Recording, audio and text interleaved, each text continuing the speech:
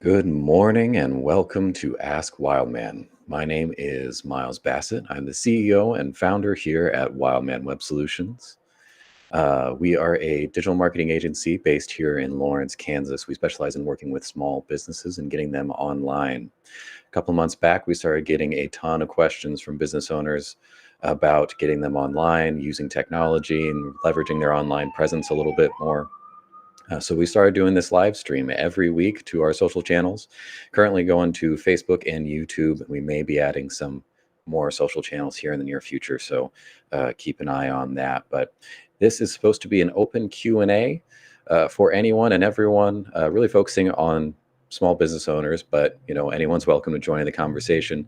But we are here to answer your questions about technology, marketing, business, or anything else you want to throw out there. So if you have any questions over the course of the next hour or so, throw those in the comments below and we'll get to them as they come in.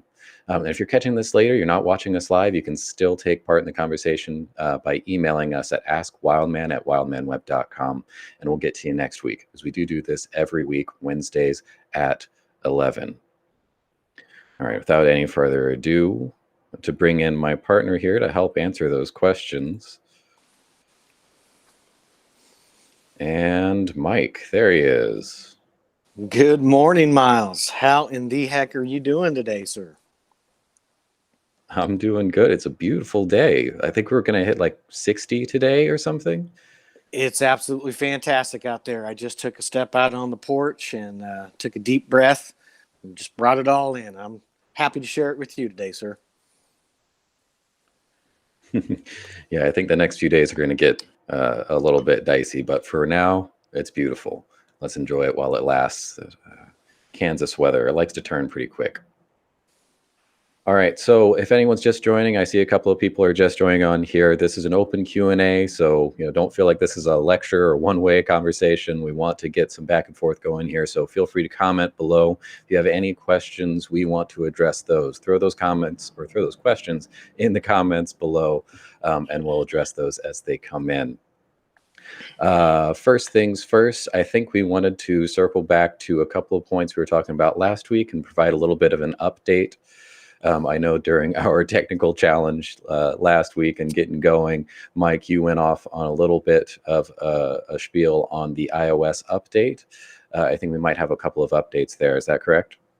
Yeah, I just kind of wanted to continue on with that thought that we've been talking about last week and then the week before. And so I'll just bring everybody up to speed if you haven't been watching the last two episodes and you're not aware that iOS, which is the operating system for Apple for their iPhones, is going on a major update right now that is going to have serious implications for anybody that is doing paid advertising, especially through platforms like Facebook and Google and really anywhere where you might be using third-party data or a pixel in order to track where your clients are, where your prospective customers are going and serving them ads. And so this should, really be something that every single business is taking note of and planning to, to make adjustments to what they're doing. And if you aren't, doing paid advertising, then that's a whole other discussion. You should be doing that. But so basically what this means is it's going to be a lot harder for us to remarket to people who have iPhones. And of course, iPhones, I think make up, Miles, correct me if I'm wrong, about 70% of the marketplace right now. So it's the vast majority of people out there. And if estimates are correct, which nobody really knows yet exactly, the impact this is going to have. But if the industry estimates are correct, there's going to be about 70 to 80% of the people who will opt out of basically this one type of tracking code. I won't get too nerdy into it, but basically this one type of a tracking code that they're going to let people opt out of, which is your third-party data. And it doesn't make a lot of sense to me for people to opt out of this because they're still going to be served ads. They're just going to be served ads that have nothing to do with what they actually want. Actually, if people leave this tracking in there, they're going to get things that they maybe actually want to buy instead of the other way around. But since a lot of people don't understand that, they just think, oh no, tracking's bad, I don't want to be tracked, they're probably going to opt out of it, the vast majority of them. So what does this mean for us? Well, a couple weeks ago, I talked about the importance of building up your email list. That is going to be extremely critical. Getting a name, the primary email of your customer, and also the primary phone number is going to be a big deal. And incorporating that into your database and growing that database. And there's a couple different ways that we're going to be able to use that. One, of course, just being a traditional email list, which everybody should be doing. But there's also ways that we can use that data to create custom audiences and lookalike audiences within certain platforms that will allow us to directly target these people and help us out, basically, when we're going through these changes on the platforms.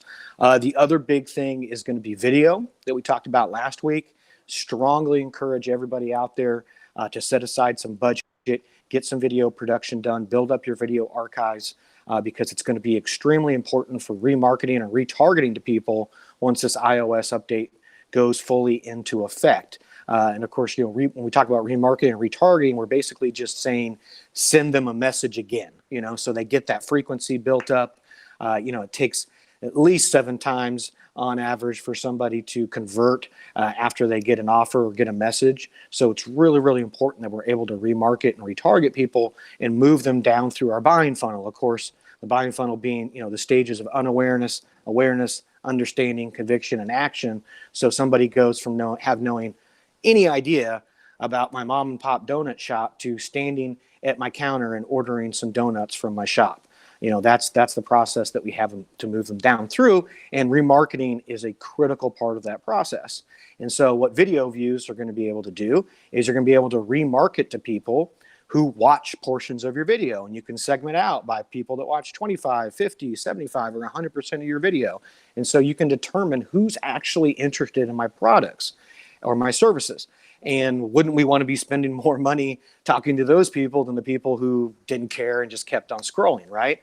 The other thing, Miles, I'll throw in here that we didn't talk about last week, but I don't know why, I probably just forgot to, that plays into all of this too. But I think people should be taking a stronger look at YouTube ads than they currently are. So one of the ways that, if you have a video library, when you build up your video library of content, that you can really narrow down and talk to those people in the kind of the middle, bottom half of the funnel is through search-based ads, because Google owns YouTube, right?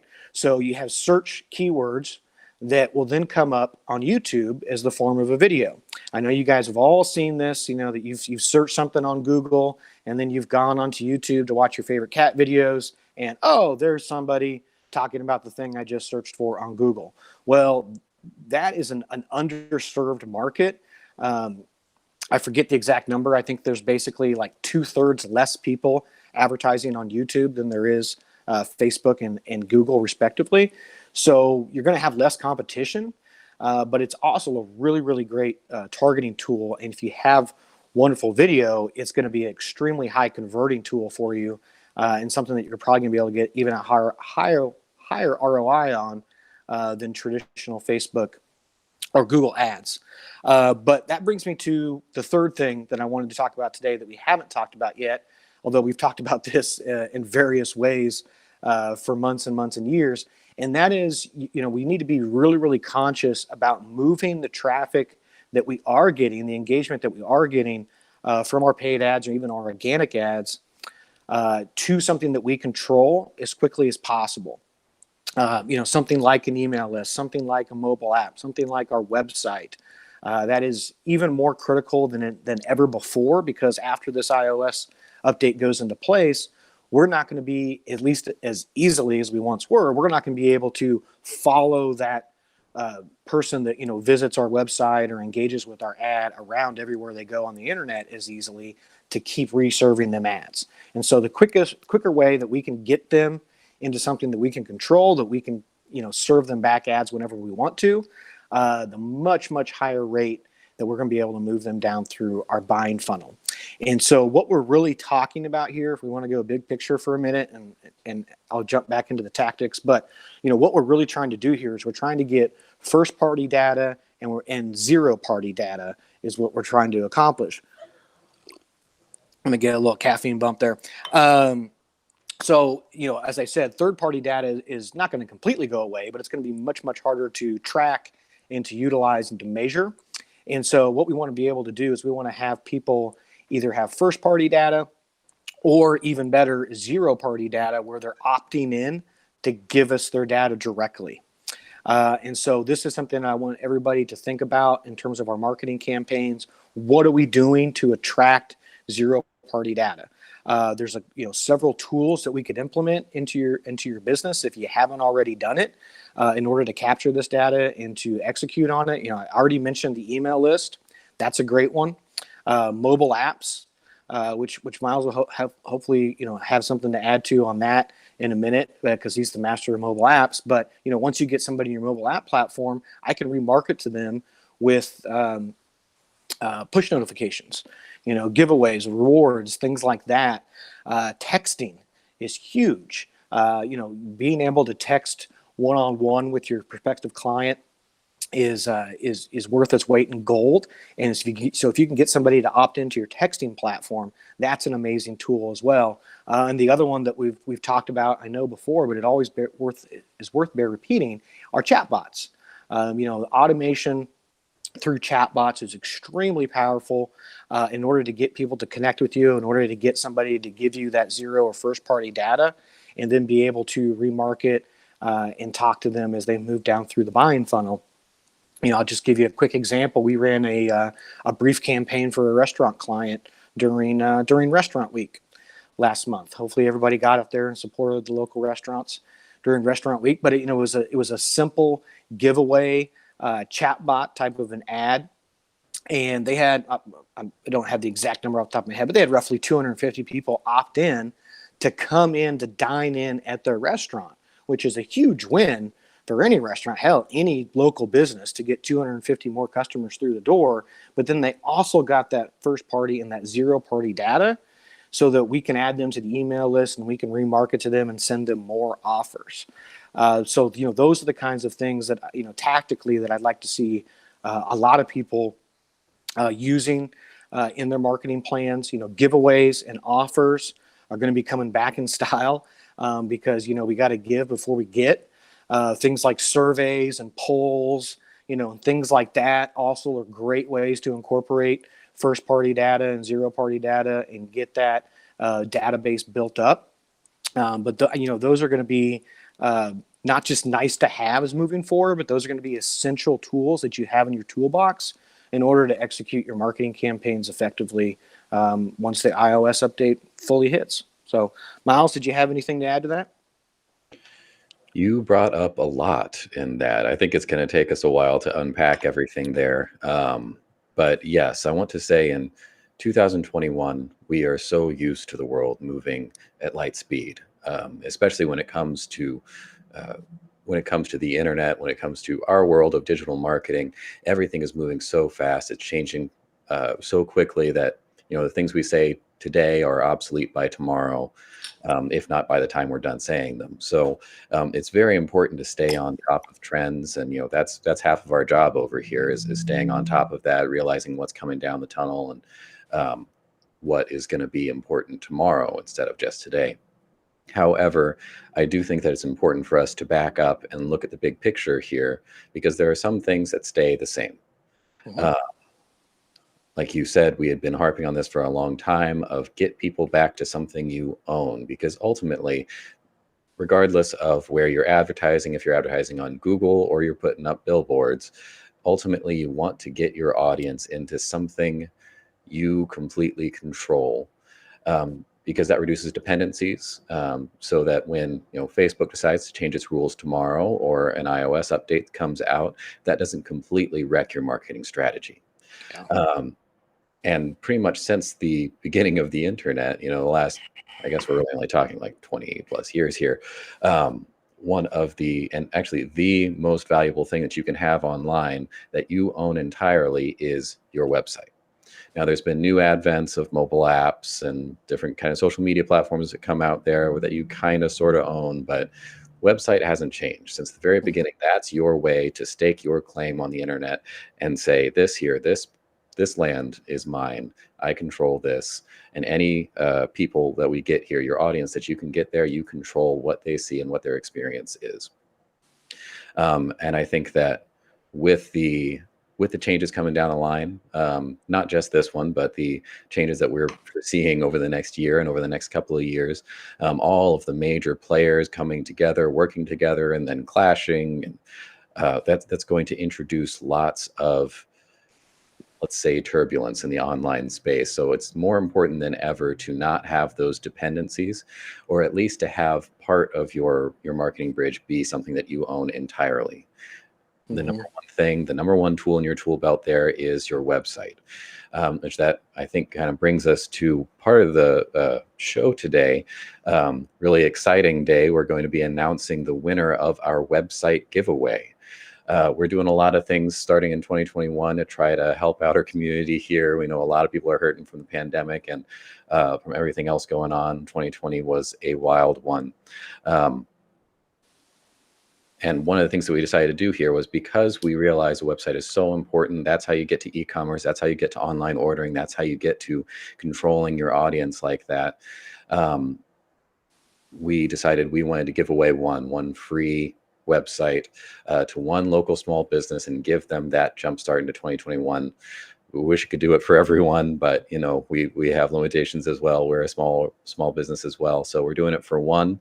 And I've actually got everyone who entered over the last couple of weeks. Thank you everyone for participating. Got you all here in this hat, this nice Wildman branded ball cap here. I'm going to be drawing a name out of this hat here in a little bit, live on the air, to see who wins it. Yes, very exciting stuff, Miles. Very exciting stuff, and maybe even equally as exciting is that we can only give away one website, as you just said, but everybody who entered the contest is going to get something of value that they can implement in their business, free of charge, no strings attached, from Wildman Web Solutions. So there's our little gift just for entering the contest. But yeah, Miles, great points there about the website, and just to add another tactical thing on that. It's when you get somebody to your website too, now it's even more and more important that they engage, that they convert somewhere, on that. And so having value, having a giveaway, having a poll, whatever it is that you can have on your website is now become much more important, because before it didn't matter as much. We just needed them to go to the website, and then we could use the pixel tracking technology to follow them, as many times as we wanted wherever they went. And like I said, that's not completely going away, but it's going to be more difficult. It's going to be more unreliable. It's going to be more inconsistent. And so what we need to do is we need to evolve with the changes here, and we need to have things on our website that people can easily opt into, and so that we are able to follow up with them. We know who they are, and we can contact them again. I think on our own website, what do we have, 3 or 4 things just on the homepage, Miles, that somebody can opt into? That's an example of what I'm talking about. So extremely important stuff. And I think the other, big lesson that we're getting here, Miles, not just from the iOS update, but from everything that the Facebook platform has been going through over the last 5 months or so, where it's just completely schizophrenic now, is the key to diversify. And it's never been more important than ever, probably, but it's also never been, I won't say easy, but there's a lot of opportunity out there, I should say, in order to effectively diversify, and I think my tune especially has, dramatically changed over the past 3 or 5 years, where, maybe back then I was like, man, go all in on Facebook, go all in. I mean, good God, the thing was just a behemoth, and you could spend $5 a day and just crush it. It was literally, it was the big cat. And now I'm not going to say it's not still the biggest, still the baddest, arguably still the most effective, but there's certainly many, many rivals that are coming up now. that people need to explore. And so that's something that I think is a big takeaway from all this: is use some time, use some resources to uh, get diverse and try different platforms, test different things, find out where else you can build an audience, and then no matter where that is, always be moving that audience back to something that we can control and getting them to convert. I want to expand on a couple of points there, but um, while a website I think is still tool number one, um, email list is another one that has kind of stayed fairly constant for a very long time, since before Facebook until after Facebook. Email is a direct contact to your audience. It's part of that what are you calling it? The first I mean, email could, zero level. you could be, yeah, it could be zero or first party data depending on how you're Okay. capturing it. Most of the time, it's somebody is zero party data. Like, somebody goes and signs up for our newsletter. That's a zero party data. They signed up for that. They gave us, that piece of data, and we're sending it right back to them through that Right. piece of data. So email marketing has stayed fairly constant, definitely still a very valuable tool as it has been for a long time. But we've actually got a question here on email marketing that I want to hit before coming back to some of this big picture stuff from our favorite viewer, Mr. Jeff Fry.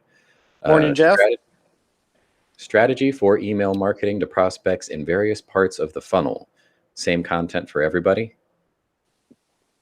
Okay, say that one more time. I didn't know if I quite caught all that. Yeah, so he's asking about different strategies for people in different parts of the funnel. Is it the same content that you're sending out to everyone on an email list, or do you segment that out into different sub audiences based on where they're at in that sales funnel? That's a good question, Jeff. It would depend on, I guess what you're selling first of all, and the nature of your funnel. But I'll try to answer that as generally as possible. Um, first of all, yes, you could segment it out. For example, when somebody, I'm just going to use our newsletter.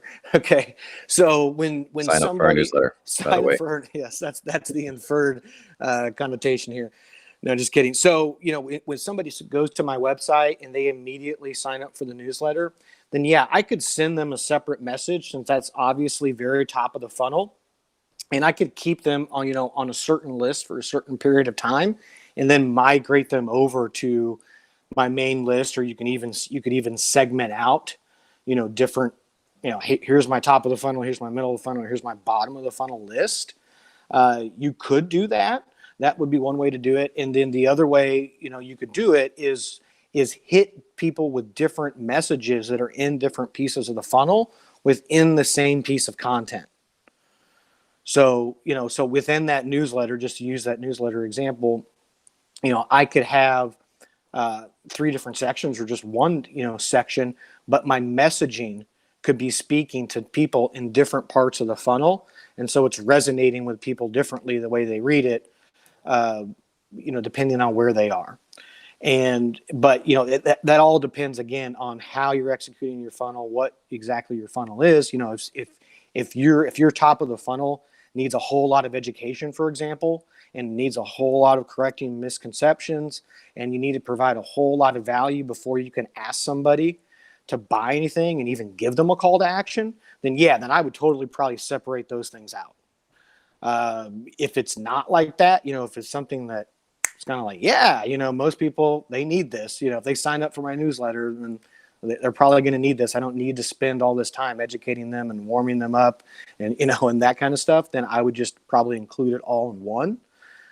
So I guess those are two different tactics of how you could go about tackling that situation, depending on the nature of your funnel and how you wanted to move people down through it. But if that was a little too broad, throw a follow-up question up there and be happy to dive in with some more specifics. Yeah, and so with email marketing, I'll jump in with the high tech option. There are lots of services out there, email marketing tools out there. Jeff, I think you're using Constant Contact, if I remember us talking about that before. But there's other tools out there that, MailChimp, I think, is a free one. Lots of great tools out there. We have one internally that we're kind of trying to put together. But they have the ability to, instead of segmenting out different groups or different users and putting them into different sections of the funnel and sending each one of these groups a particular piece of content that's targeted towards that segment of your funnel, to actually treat all of them as individuals and have a whole list of different emails that come up. So we can put someone into our email marketing system at the very top, and the first email that goes out to them is always just super high level introductory, hi, welcome, you know, here's the ABCs of us. And then it automatically, 5 days after they sign up, or even after they open up that last one, they get the next one. That next one dives into a little bit more detail about what we were talking about the subject matter. And then, 2 weeks later, another one automatically comes out to them talking about a very specific product or service that they may be interested in. And then finally, a week after that, they get another automatic email sent out to them that's really asking to close them or to convert them, finally saying, hey, if you're actually interested in this at this point, you haven't unsubscribed, so you're probably at least minorly interested in this.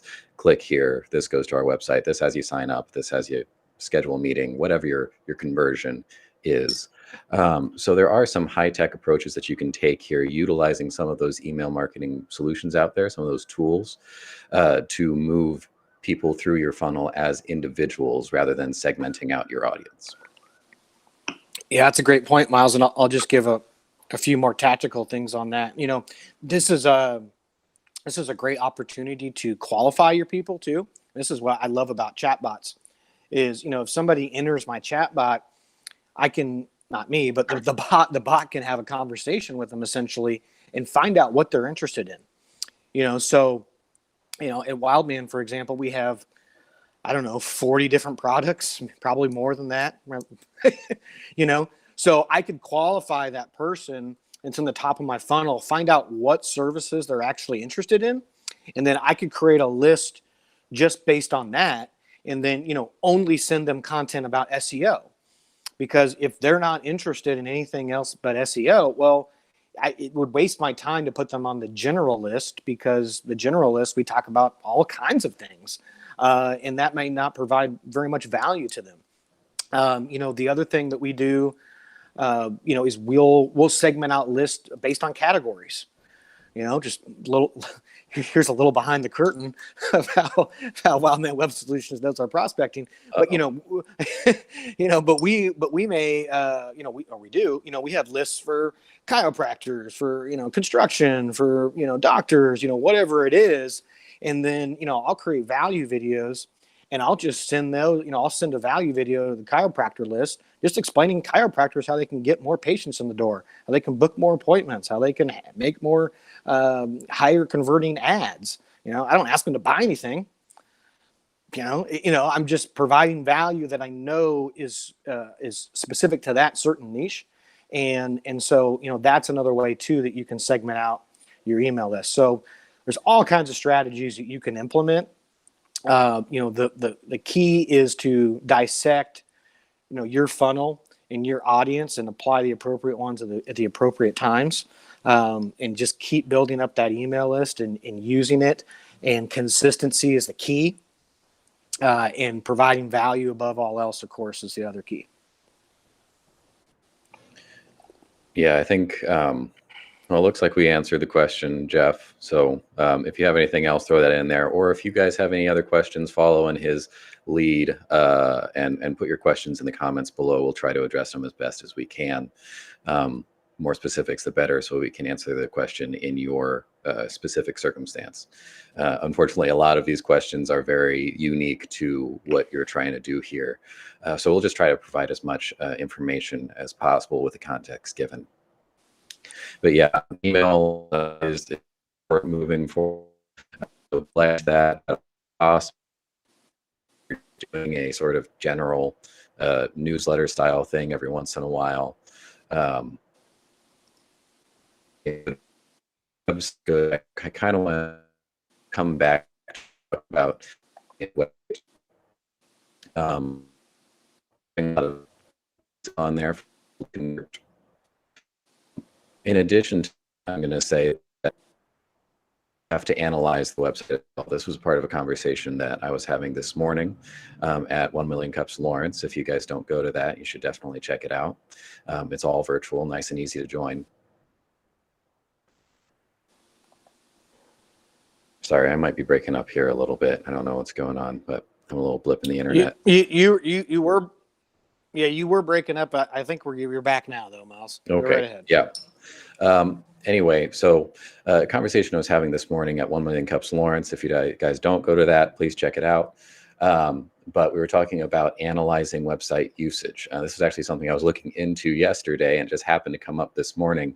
But there are several tools out there to, go a little bit beyond Google Analytics that just tells you, you have X number of people coming to your website, X number of unique visitors. They spend 2 minutes on average on your website. There are some tools that'll tell you, they'll give you heat maps, for example, that shows you where people are clicking on your website and how frequently. So a hot zone would be something where a lot of people are going and clicking on this. Hopefully you'd have a hot zone around your number one conversion button or sign up form or whatever on your website.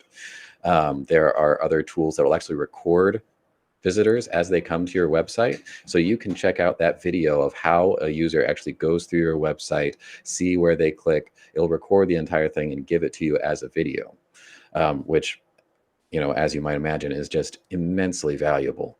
We always talk about having good analytics in place, having good metrics, and testing a lot. So having something in place on one of these very valuable tools. We're talking about a website being a very valuable tool, email list having a very valuable tool, but it's only valuable if you actually measure something and test things on there. So make sure to, in addition to having a good website and starting to collect emails, pick a tool. There are some cheap or low cost ones out there.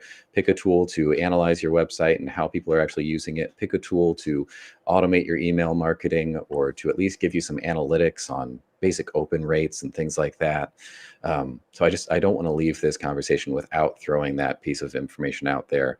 Make sure that you are analyzing, measuring, and testing in addition to having these incredibly valuable tools that you own completely 100%.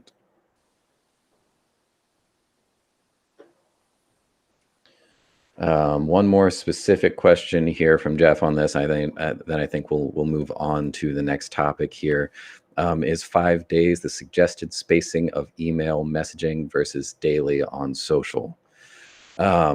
We've talked about this briefly, I think, a while ago, just as far as timing. On social, I mean, I hate to say this, but the rule is kind of the more the better, is put out content all the time. It kind of changes from social platform to social platform. So I'd have a different answer from Instagram to LinkedIn. But generally speaking, you want to put out a ton. Email is really the opposite. You really don't want to spam people. That's how you get people to unsubscribe, even if they like what you're putting out there. Even if you're providing value to them in your email marketing, if they're getting multiple emails from you a day, they're going to unsubscribe so fast it'll make your head spin. So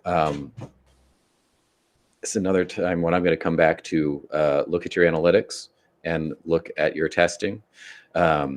Maybe you could try sending out an email every 3 days and then try sending out an email every 5 days. And if you see a massive spike in unsubscriptions, or if you see a higher conversion rate on one of those, then that's going to answer your question, because that's going to be fairly different from business to business, industry to industry, and also depending on your ask and what kind of content you're putting out there. If you're a really awesome writer and you're putting out a great newsletter, people might want to receive that more frequently than someone who's just sending out deals, sales, offers. It's just sales-based stuff. So it's kind of going to depend on your content, depend on your audience. So unfortunately, my answer there is going to be no. 5 days is not the rule of thumb, but try something, measure it, test it, and figure out what that frequency is going to be for you.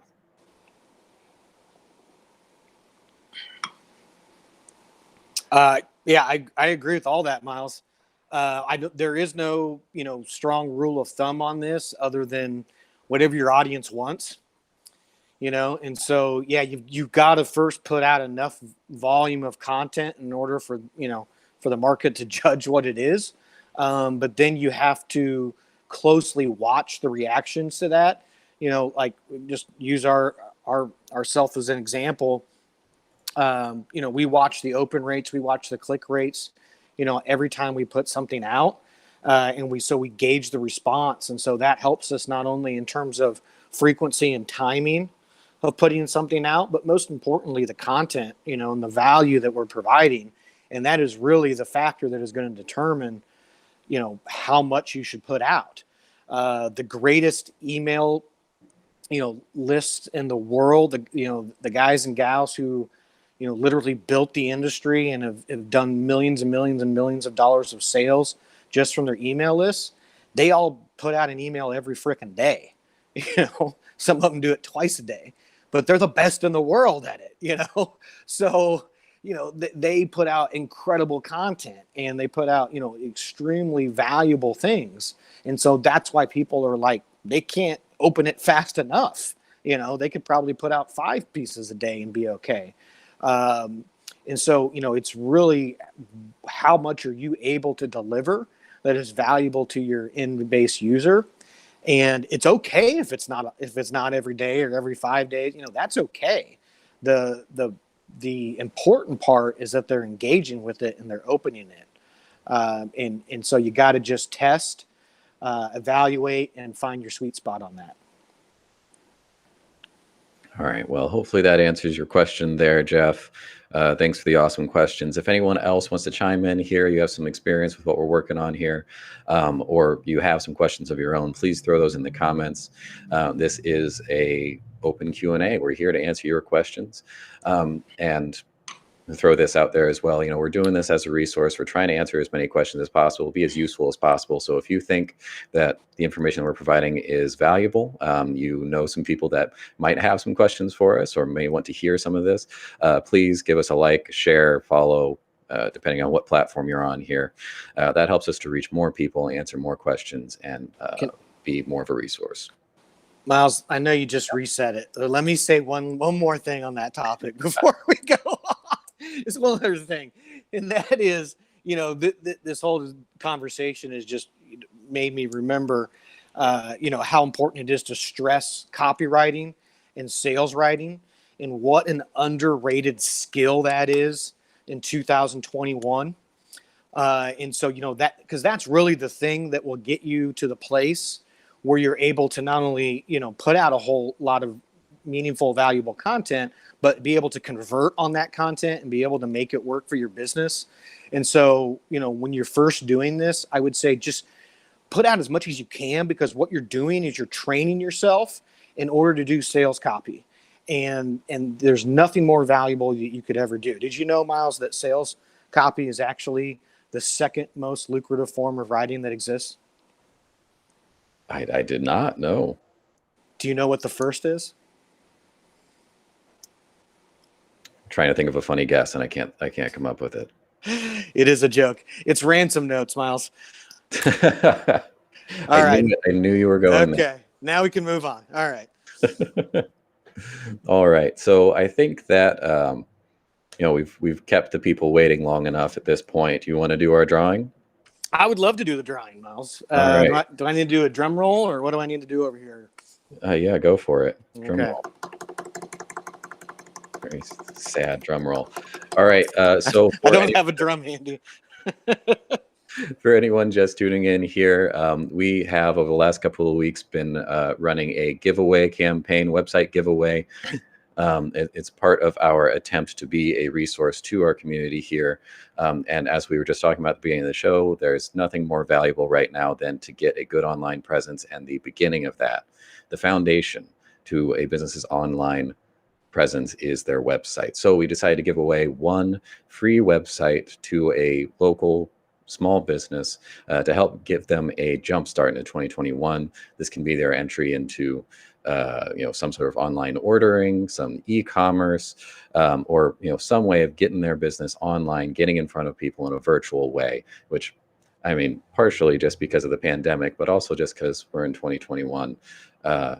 This is how business is done nowadays. So I've got everyone who entered here in this hat. Thank you, everyone, for entering. Like Mike said, just for entering, we're going to make sure to send you something free of charge, no strings attached or anything. Everyone's going to get something of value here. But one of you is getting a free website and also a free year of hosting and everything. We're going to make sure you don't have to pay a dime for this. All right, ready? I'm going to do a drawing. I'm going to mix this up. Miles, you're frozen there for a minute. Hold on. Uh-oh. That's why I was stalling. Stalling. Am I good? Yes, I can see you now. Okay, you're good. All right, so that was enough stalling. I wasn't sure if I was actually frozen or not. All right, so gonna do a draw here. Who do we have? All right, you see this here? I cannot. Just shout it out. KB Painting. KB Painting. All right. Yes. Congratulations. Tori Purdue, thank you for entering. Like winner, chicken dinner. All right, Tori, I'll be reaching out to you at some point, and we'll get this all figured out for you, get you a brand new website for 2021 with anything and everything that you want on there, as well as a free year of hosting from us. All right. Tell everyone. Oh yeah, go ahead, Miles. Okay. Oh no, I'm going there. That's exactly where I'm going. So, everyone else who entered here, we want to make sure to give you something as well. So, feel free to reach out to us at any point. We're not only available to answer questions here on our live stream, but we're also just happy to talk with anyone at any point, answer your questions at any point. So, feel free to give us an email at askwildman@wildmanweb.com. Or just give us a call. We're happy to have a coffee with you, talk about your business, and see what we can do to help you out. Free consultations across the board. But for everyone who entered here, we're going to go ahead and sign you up to our local business online toolkit. This is free software for anyone and everyone who wants to use it, but there's tools in there to help manage your social media, all of your different social media accounts from one dashboard.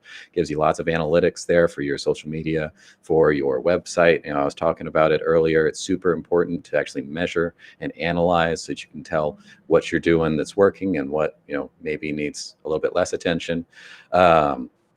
There's tools in there to get your listings put together. We were talking about last week doing a listing audit. There's a bunch of listing tools in there to help you get that all straightened out for you. There's tools to get control of your reputation, track online reviews, the works. So we're going to get you set up on that. In fact, we're even working on this, kind of in beta. We'll see how this comes out. But Mike was talking about doing some text message marketing. But as part of the toolkit, you get access to our business center. And in there, currently in beta again, but we'll see what we can do with this, is going to be a text message marketing platform where you can text all of your audience out from our platform. So lots of new stuff coming up in there, and that's all coming out with the toolkit, which again, we're going to give to everyone who entered. So thanks for playing, but KB Painting, you are the winner. Woohoo! Winner. All right. Back to regularly scheduled programming. No koozie. No, sorry, Jeff, we don't have koozies. I've got some merch over here, but we haven't figured out koozies. We got hats and shirts.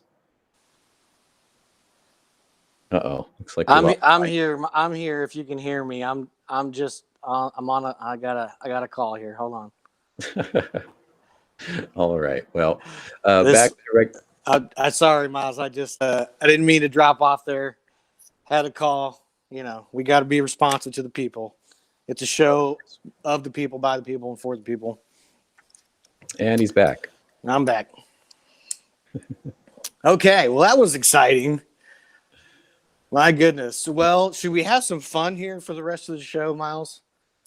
I think so. Yeah. I feel like we're already having fun. So let's have some fun. So let's talk about some current events. Talk about some news. There's never a dull week, it seems like, anymore. I don't know if that's good or bad. There's a there's an ancient Chinese verse that's translates something, I think, may you live in interesting times. So It's true. but yeah, let's talk about the two probably biggest entrepreneurs in the world right now. And one of them made a huge announcement yesterday. Do you want to? You and I haven't even talked about this yet, so I'm genuinely, I should say, curious to hear your thoughts about Mr. Bezos, Jeff Bezos, stepping down as CEO of Amazon. I'm sure everybody's heard about that. He's going to be stepping down in the third quarter of this year. If you didn't go and read his statement, go and do that. And I think that one of the quote that stood out to me the most was, I'm paraphrasing here, something about being an inventor, and that the greatest compliment that an inventor could get was that when people start to yawn at their inventions, and they just become so part of the everyday that it's not miraculous anymore, that I can just push a button on my phone and something shows up my house, within a matter of hours, and that we just kind of all take it for granted for now. But yeah, so that was the big news yesterday. Miles, take it away. What are your thoughts? Yeah. So, say what you will about Mr. Bezos, but that guy, he has built something incredible. Amazon has, I mean, it was big as a bookstore, and then he just took over. He took over the world. I mean, this guy is as close to like a cartoon evil genius as you can get. He's even got the bald head and dark suit. Like, he looks like a Bond villain. Um, but man, he has built something that is just, it is incredible. And I don't think people like that really step down. I think that, part of his statement there was he's saying, this isn't about retiring, I believe was the quote. He's just moving on to do something different. I know he's still going to keep a foot in Amazon. He might not be the CEO, but I think he's also, his title's just going to change to like executive chair or something like that. Yeah. You don't build something like that and then just leave it. I think that he's still definitely going to play a controlling role in that. But maybe he's got some other ideas. Maybe he's got some other things he wants to work on. Um, you know, like I said, this guy is an inventor, like you said, but that kind of person doesn't just walk away from anything. They don't just retire and chill out sipping mai tais in retirement. I think he's going to be doing something different here very shortly. And I'm really curious to see what it is, because like I said, Amazon is unique in how he built it. He was relentless in building that thing. I think he still has relentless.com that redirects to Amazon at this point. That was the original that was the original title for the business before Amazon. I didn't know that. And I think it's relentless. It's something like that. But yeah, the whole idea there was that they were being relentless. Amazon, that's not supposed to be the forest, that's supposed to be the warrior, and that's what he has been in business for the last couple of years, and built up something truly, truly amazing, very, very powerful. I'm really curious to see what he does next. I do not think this is retiring. I don't think he's going away. I think he's going to be creating a lot more headlines here in the upcoming years. Yeah, 100%, Miles. I couldn't agree more. I mean, at first I was completely shocked when I saw it, and now that I've had maybe 24 hours or so to process it, I definitely think that there's maybe one or multiple agendas up the sleeve here that he's going to go and tackle. And yes, he's still going to be a member of the board of directors, which I believe oversees the CEO. So, I think he's still going to be the boss man.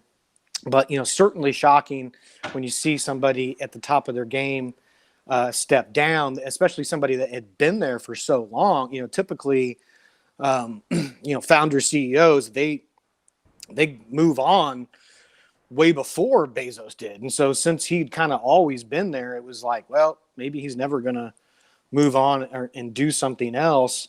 But at the height of their I don't want to say power, I guess, but at the height of their scale. I mean, Amazon has never been bigger. It's never been more important than when the pandemic hit. I think they did something like over $160 billion last quarter. I mean, this is just absolutely stupid kind of revenue.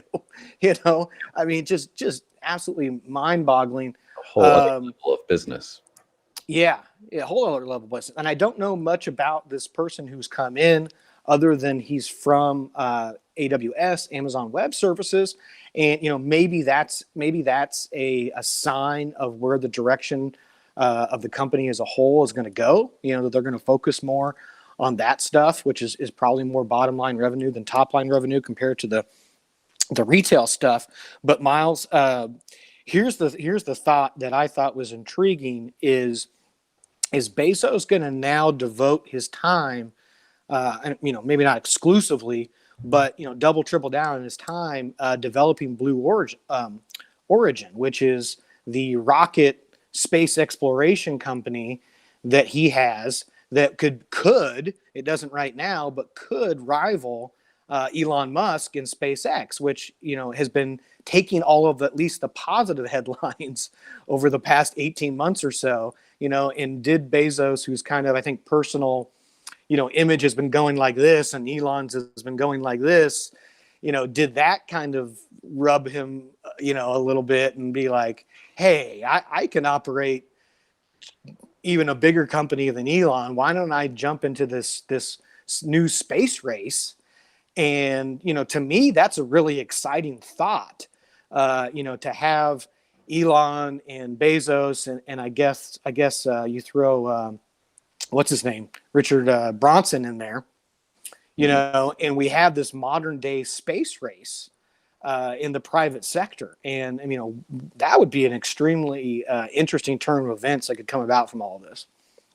Yeah, I don't think I definitely would not complain about seeing the Battle of the Titans there and pushing us to Mars. That'd be entertaining for everyone. However, there's part of me that thinks, again, someone like this, someone that's been at the top of not only their game but everyone's game, the top of the world for the last couple of years. I don't think that you look at someone like Elon, someone else, kind of in that space and think, I want to do what he's doing.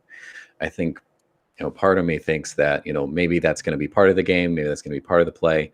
But I think that he's got something new.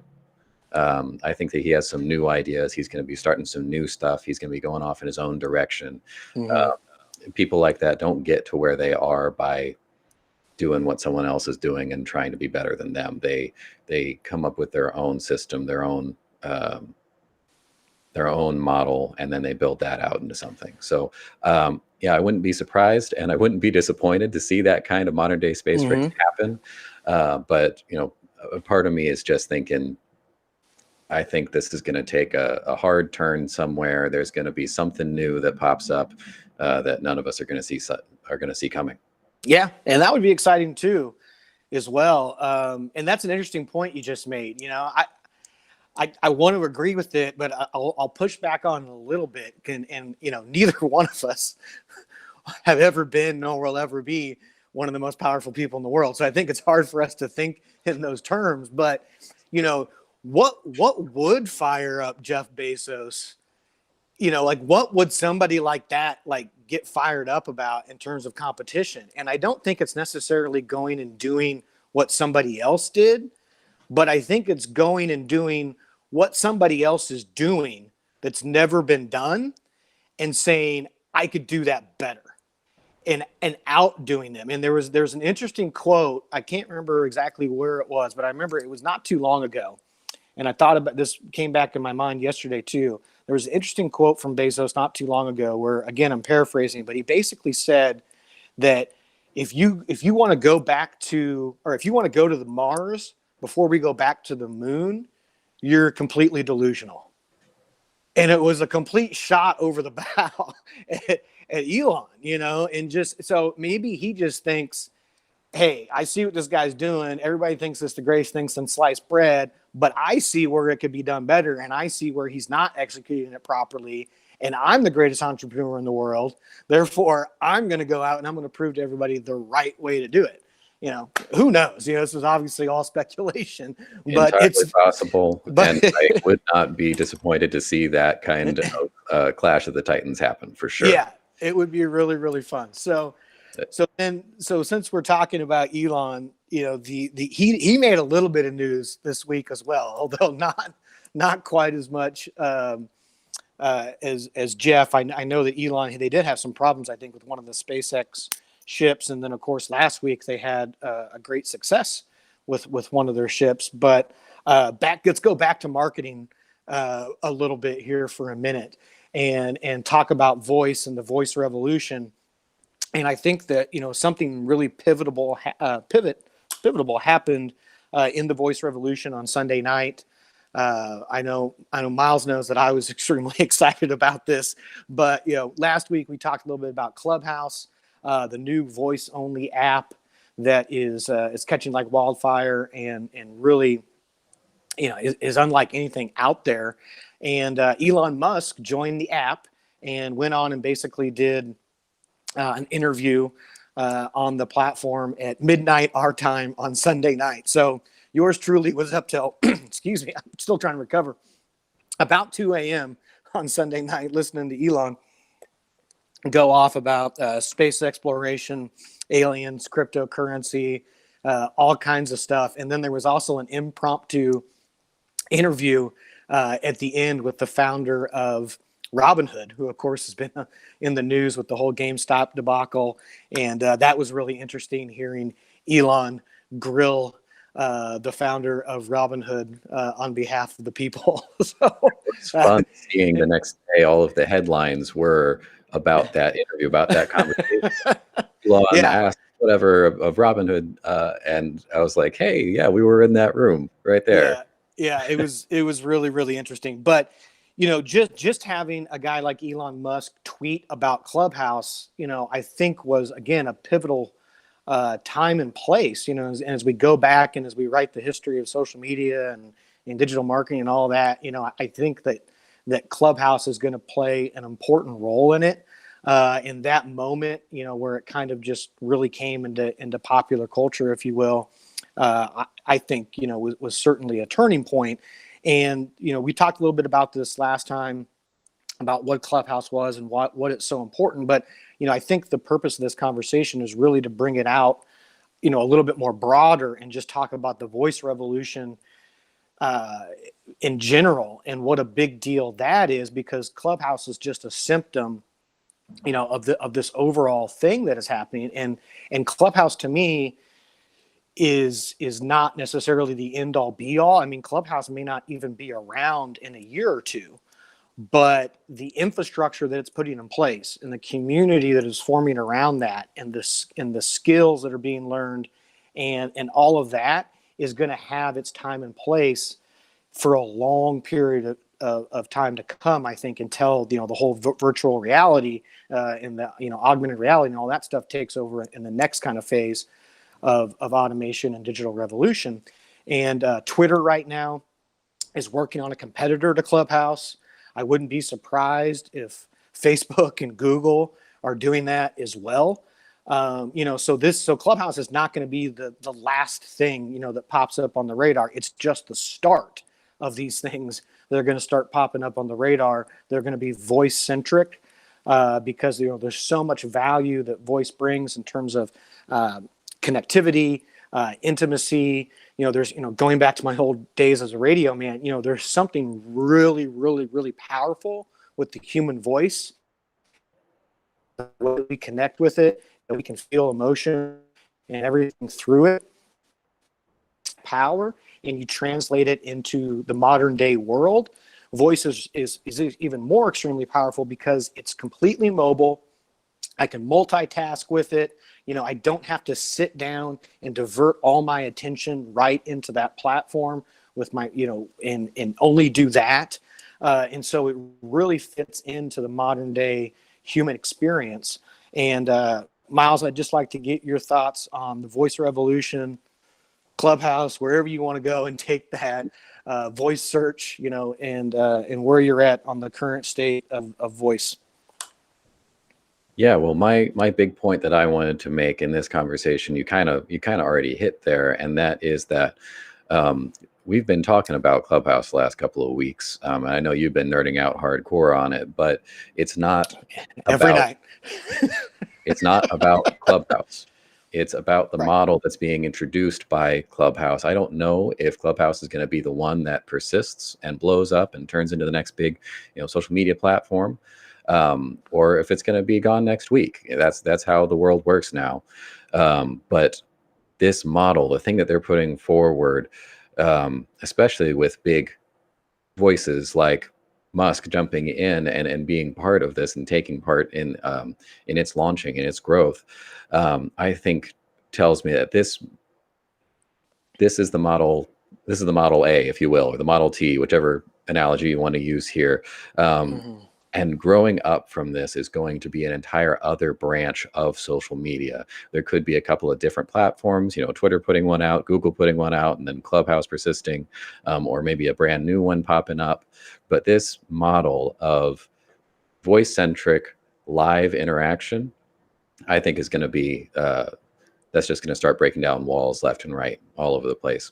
And yeah, I do think that it is setting the stage for maybe some VR stuff later on. But I think even that is going to be an offshoot of this. But this particular branch of the virtual social interaction is going to be with us for quite some time. On the technical side of things, it is kind of interesting in that everything that we have is text based. Whether you're talking about advertising or search, you said voice search is a new thing. Um, we started actually transcribing this live show and put in the full transcription on our website because search engines are not looking at the audio of our video. They don't know what we're saying in here. And Mm-hmm. so if we put the transcription there, then all of a sudden we get all of our keywords in there. And if someone is searching for, someone talking about um, business listing information or talking about Clubhouse or something, they're going to find us. We're going to find our video. But everything that we have, from search to advertising to websites, everything is basically text based and has been since the beginning of the internet. Mm-hmm. Now, with the advent of voice search, audio based home assistants, and now a voice only social media platform, I'm really curious to see where those kinds of things are going. And actually, just yesterday, I was working on a new piece of software, new to me anyway, that is about. It's one of the most advanced pieces of voice to text, text to voice um, technologies that I've ever seen, that I've ever worked on, and I've worked on some pretty advanced things. Um, they're doing a really good job at capturing little things, inflection, when someone is breaking away from normal verbal speak and throwing in something like an acronym or numbers. When I say, um, this is digital marketing 101, realizing that that should be 101. Or when there's an email address in there, when I say at, it knows it should be the at symbol instead of the word at.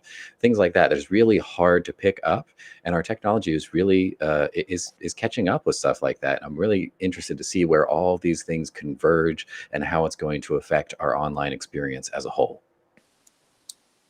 100%, Miles. Well said. Yeah, I think it's really, the text was kind of the baseline, and then video, and now voice, and then who knows what's coming after that. But it's definitely where the internet is gonna pivot next. And yeah, and chat or I almost said chatbot. Clubhouse is they're still relatively new. It's just been valued at $100 million. you know, and it's really just over the course of a short period of time exploding, and it's just getting warmed up. And so that's going to be really, really interesting. And to that end, if you're a small business, or really any kind of business, I really think that people should be thinking about what's my Clubhouse strategy, and maybe a little bit more broadly, what's my voice strategy. Yeah. Like we've always been a big believer in podcasting. I think that is still a huge avenue to dive into, and so you need to be doing that, and then you need to think about what's my voice strategy. How am I going to show up in voice search? Am I going to go on a platform like Clubhouse? And if so, what am I going to do on that platform? As you know, Miles, I've been spending hours and hours a day on it. It's pretty much what I do all evening long sometimes until It's long family hours of business. until long hours of the night. But it's amazing. I mean, I've already gotten so much value from it. I've already made incredible connections on it. In just like 10 days or something that I've maybe 10 or 11 days that I've been on the platform. I had a meeting on Sunday afternoon with a guy I met on the platform who's a 27-year veteran on the East Coast doing franchise of restaurants and construction businesses. Two huge industries that we work with, and I was able to connect with him on Clubhouse. He devoted part of his Sunday afternoon to help me learn how to hike and serve my clients better. And then Monday night, he invited me to moderate a panel with him, and I got to dive in deep and do a whole moderated panel discussion with him and other experts, and learned a whole lot. I mean, like those kind of things, those kind of connections just aren't happening on any other kind of platform. And it's like the speed and the intimacy and the connectivity of it.